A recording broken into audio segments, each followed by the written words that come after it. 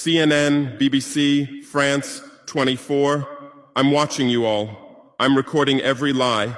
I'm archiving every distortion.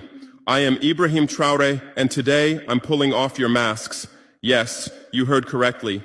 I, whom you call a young military junta leader, whom you brand as a dangerous radical, whom you serve up as an anti-Western dictator, am now telling you the truth. And this time you cannot turn off your microphones. This time you cannot turn away your cameras. This time your editors cannot cut this speech. Because the world you monopolize no longer exists. Because millions will hear these words now, without passing through your filters, without being subjected to your distortions, without being muddied by your lies. I am 34 years old. Every day of my life, I grew up with your lies. As a child, I would watch Africa on television. Always the same images. Children with flies, dry lands, weapons, death. This is Africa, they told us. This is what Africa is.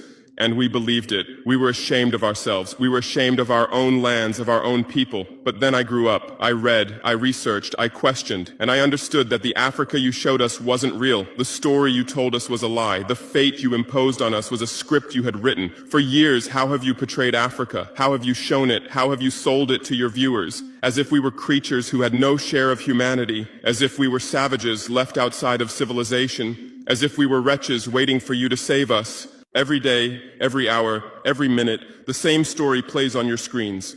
Hunger, war, disease, corruption, terror, chaos. These are the words that come to mind when Africa is mentioned.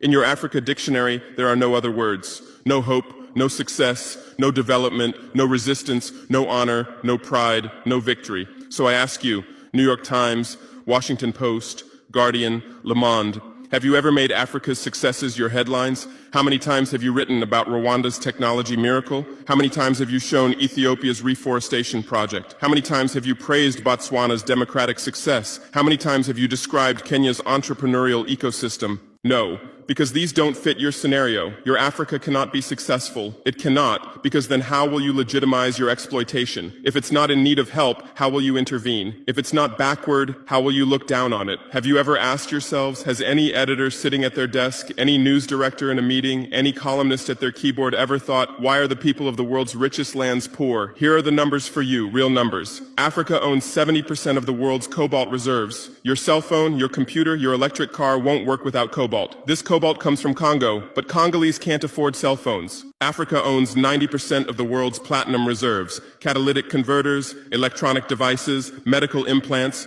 they all need platinum. This platinum comes from South Africa, but South Africans are crushed by unemployment. Africa provides 30% of the world's gold production. Mali, Burkina